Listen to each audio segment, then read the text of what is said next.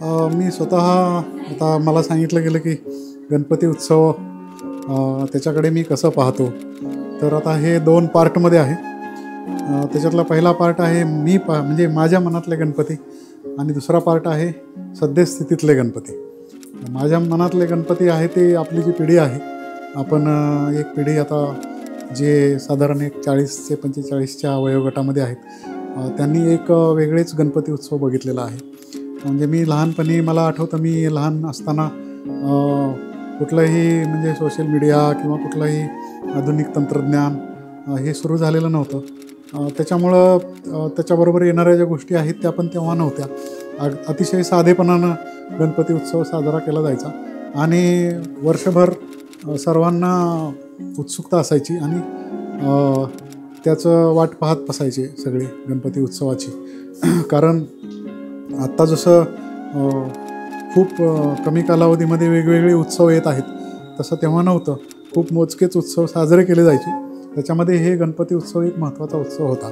आता गणपतीची मूर्ती हा त्याच्यातला खूप कमी महत्त्वाचा भाग होता. आता सगळ्यात जास्त महत्त्व त्यालाच दिलं जाते. पर्यावरणपूरक, अतिशय साध्या, सुबक आणि छोट्या आकाराच्या मूर्ती असायच्या. आणि सगळ्यात जास्त महत्त्व होतं की गणपती उत्सवामध्ये आपण काहीतरी असं करू जेणेकरून खूप छान वाटेल सगळ्यांना, आणि हा गणपती उत्सव बघायला आवडेल, त्याचा आनंद घ्यायला सर्व लोकांना आवडेल. सर्वांचा विचार असायचा, सर्व नागरिकांचा विचार असायचा. अगदी साध्या साध्या गोष्टी म्हणजे कुठलं तरी नाटक छोटंसं तयार करणे, एखादं कुठलं तरी सादरीकरण किंवा स्किट आपण ज्याला आता म्हणतो, किंवा पथनाट्य, तसं तिथं सादरीकरण करणे. ह्याच्यामध्ये विशेषतः धार्मिक म्हणजे पुराणातील म्हणजे जे आहे, रामायण आहे, महाभारत आहे किंवा इतर जे कथा आहेत त्यातल्या सादरीकरणावर भर असायचा आणि जिवंत देखावे सादरीकरणावर भर असायचा. आणि मिरवणुकीमध्ये सुद्धा लेझिम पथक किंवा छोटे छोटे जे खेळ आहेत लोकांना करमणूक करण्यासाठी, त्याचं दांडिया किंवा लेझिम पथक किंवा वेगवेगळ्या प्रकारचे नृत्य तयार केलेले, ते पण देवांच्या गाण्यावर. देवांचे गाणे म्हणजे जरी मूवीजच्या गाण्यांच्या तालावर असले तरी ते देवांचे गाणे असायचे. अशा पद्धतीचा हा उत्सव होता.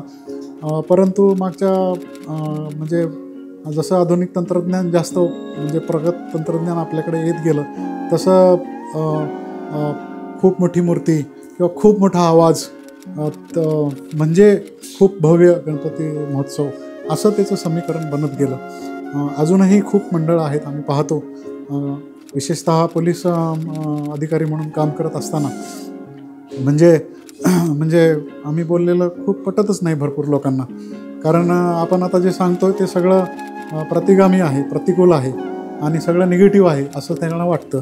परंतु आम्ही दरवर्षी पाहतो, म्हणजे मी नेहमी सांगतो सुद्धा मीटिंग्समध्ये सुद्धा, जिथे खूप मोठा आवाज आहे तिथे उन्माद आहे, जिथे उन्माद आहे तिथे भक्ती शक्य नाही. त्याच्यामुळं खूप मोठा आवाज केला म्हणून आपण खूप भव्य दिव्य उत्सव साजरा करता असं काही नाही. खूप छान रम्य असा उत्सव साजरा करू शकतो. आणि जिथे खूप मोठा आवाज आहे तिकडे लोक पण येत नाहीत, कारण जवळ आले तरी त्यांना त्रास होतो, बिल्डिंग्स हादरतात. आणि भरपूर कार्यकर्ते आहेत किंवा जे पदाधिकारी असतात मंडळाचे, दरवर्षी आम्ही पाहतो की भरपूर जणांचे कानाचे पडदे फाटतात किंवा काही जणांचे हार्ट अटॅकने मृत्यू होतात. तर कुठल्याही भक्तीच्या उत्सवामध्ये असे अनुचित प्रकार घडायला नकोत, परंतु ते घडत आहेत आणि आम्ही कितीही सूचना दिली तरी त्याचे पालन होत नाही. कारण वेगवेगळ्या प्रकारे म्हणजे वेगवेगळ्या लोकांचे वेगवेगळे विचार आहेत या बाबतीत, त्यामुळे हे विचार पटतीलच असं नाही. परंतु आरोग्याला सुसह्य असं आणि लोकांना पाहावं असं वाटलं पाहिजे, लोकांनी आपल्याकडं तो पाहायला आलं पाहिजे, असा उत्सव साजरा झाला पाहिजे. आणि दुर्दैवानं खूप ठिकाणी आज तशा प्रकारचा उत्सव नाही. आता मी जळगावमध्ये मागच्या वर्षीचं उदाहरण बघितलं. जळगाव शहरामध्ये अतिशय खूप पारंपरिक पद्धतीने खूप चांगलं मिरवणूक आम्हाला पाहायला मिळाली. त्याच्यामध्ये DJ नव्हते आणि प्रत्येक मंडळाने काहीतरी चांगलं सादरीकरण करायचा प्रयत्न केला आहे. म्हणजे अजूनसुद्धा आपण ते संस्कृतीला आपण जपत आहोत किंवा त्याच्याशी नाळ आपण तोडलेली नाही. परंतु ग्रामीण भागामध्ये भरपूर ठिकाणी मी बघतो शॉर्टकट मारतात.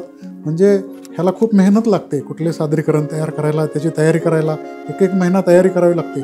मग ह्याच्यासाठी शॉर्टकट काय, तर एक DJ बुक करायचे आणि त्याच्या मागे नाचायचं किंवा वर उभं राहून नाचायचं. त्याला काय तर म्हणतात की मग आम्ही जर जोश त्याच्यात टिकवायचा असला तर 1-2 तासच टिकतो, पण जास्त 5-6 तास जर जोश टिकवायचा असला तर मग आम्हाला कशाची तरी आधाराची गरज लागते. मग आता जो काय आधार आहे तो तुम्हाला माहिती आहे काय आधार आहे. मग ते आम्ही नेहमी त्यांना सांगतो, नशा ही भक्तीची असावी. कुठल्याही द्रव्यामुळं आपण नशा येऊन आपण देवाची भक्ती करू शकत नाही. आणि भरपूर मोठ्या प्रमाणात विटंबनासुद्धा असे लोक करत आहेत जे नशा करून कारण आपण देवाची आराधना करतो, त्याच्या विसर्जनासाठी जात आहे. आपण म्हणतो कुठलीही शुभ गोष्टीची सुरुवात आपण गणपतीच्या प्रार्थनेने करतो. आणि किंबहुना आपण कुठल्याही गोष्टीचं जर चांगली सुरुवात आपल्याला करायची तर आपण काय म्हणतो की त्याचा श्रीगणेशा केला. म्हणजे श्रीगणेशा केला आपण कुठल्याही गोष्टीची चांगली सुरुवात करण्यासाठी जर हा शब्द वापरतो तर मग त्या जे देवतेच्या विद्येची देवता आहे, ज्ञानाची देवता आहे, आणि त्या देवतेच्या समोर आपण अशा प्रकारचं प्रदर्शन करणं म्हणजे आपण आपल्या संस्कृतीचं आणि आपले जे उत्सव आहेत त्याचं अतिशय वाईट जे चित्र आहे ते आपण जे बघणारे आहेत त्यांच्याकडे घेऊन जात आहोत. त्याच्यामुळं प्रत्येकाने ह्या गोष्टीचे भान राखलं पाहिजे. आणि आताचं जे व्हर्जन आहे गणपती उत्सवाचं बऱ्याच ठिकाणी चांगलं नाही. त्याच्यामुळं आमचे म्हणजे मी एक पोलीस अधिकारी म्हणून नाही, परंतु मी एक नागरिक म्हणून पण मला असं वाटतं की मी बंदोबस्त करत असताना मला ते बघायला मिळतात सगळे, तर मग आम्ही ड्युटी करत असताना आम्हाला पण खूप चांगलं बघायला मिळावं आणि त्याचा आनंद बंदोबस्त करत असतानासुद्धा मिळावा अशी आमची पण इच्छा असते. परंतु त्याच्याऐवजी जर त्या कार्यकर्त्यांसोबत आमचे पण कानाचे पडदे फाटतील की काय अशी जर भीती आम्हाला वाटायला लागली तर म्हणजे तो त्या पदाधिकाऱ्यांच्या सोबत त्या प्रशासनातील अधिकाऱ्यांनासुद्धा त्या गोष्टीचा धोका आहे. त्याच्यामुळे हे जे व्हर्जन आहे ह्याला लवकरात लवकर जास्तीत जास्त जनजागृती झाली पाहिजे ह्याच्याबद्दल. आणि बाकीच्या काय म्हणजे मोरल गोष्टी मी सांगत नाही कारण त्याच्याबद्दल बरेच ऑब्जेक्शन येतात.